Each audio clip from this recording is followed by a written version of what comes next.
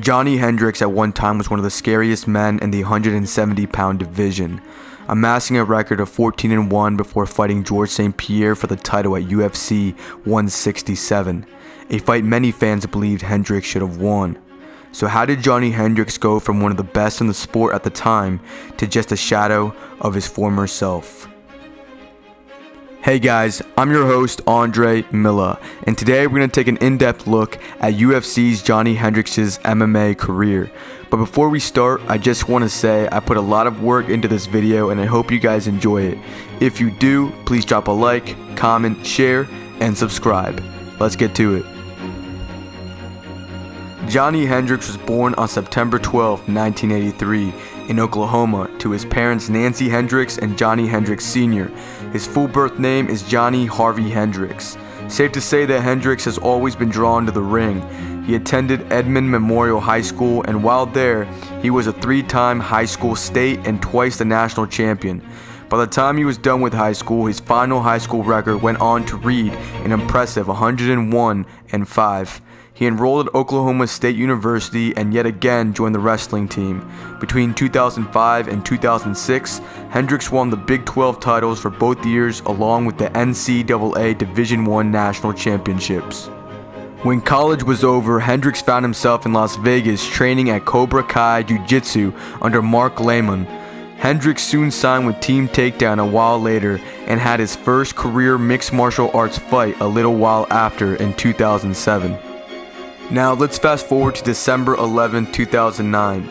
Johny Hendricks made his UFC debut that day against Ricardo Funch, winning by unanimous decision.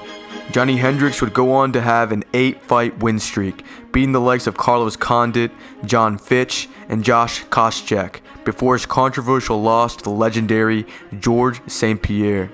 Like many others that watched that fight, I personally couldn't believe that they didn't give it to Johny Hendricks. Anyways, he then went on to win the title in his next bout with a unanimous decision win over Robbie Lawler, before losing the title in the rematch in another controversial decision.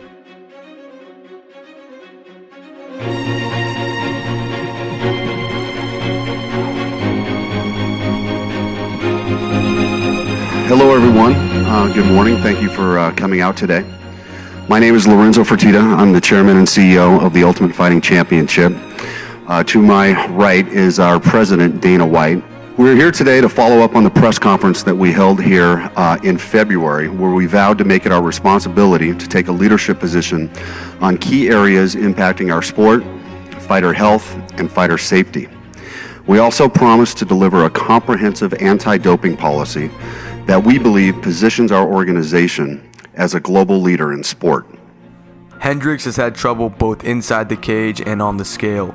He missed weight in back-to-back fights against Kelvin Gastelum and Neil Magny, precipitating his move up to 185 pounds, where he then went on to miss weight against Tim Boetsch. Hendricks was the guy who was literally blasting guys with a type of power that all but swept them off their feet. The guy who went to war with Robbie Lawler twice, and of course the guy who gave the former champion Georges St. Pierre the toughest fight of his life. Now, following a forced move to middleweight, Johnny's luck went from bad to worse, as he was matched up against unbeaten powerhouse Brazilian behemoth, that is, Paulo Costa, who despite pulling a decent performance out of Hendricks, managed to overpower him with relative ease on the way to the second round TKO victory. Here's a few theories as to why Johnny's form declined so drastically. You got to wonder about Hendricks, like how much of it was burnout, how much of it was possibly he was taking something. You got to say it possibly because he never tested positive for anything. But, absolutely, yeah. But dude, he was launching people across the octagon. I was the last fight before USADA when I fought him. You know, I felt his strength. I seen his body. I mean, yeah. You know, I felt it firsthand. You know, this is a completely different world. Yeah. Yeah. Well, especially completely different compared to now. He doesn't look the same. Yeah. He doesn't fight the same. It's like certainly part of that has to be motivation too. I mean, he's just there's no way he's under the same mental aspiration that he had before. He just looks at it differently. Could be also because his hormones are all fucked up. If absolutely, this is a big speculation, if he was on something and then he's off, his hormones crashed. Yep. There's no way they can't. That's just how it works. And that affects your mind, right? 100%.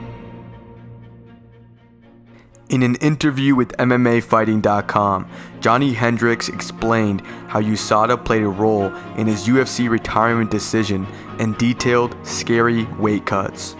I think USADA is a great thing for the athletes because it's making people be clean, right? I took 26 tests, never failed one of them. All that was in 2 years. I took 26 tests, never failed one of them.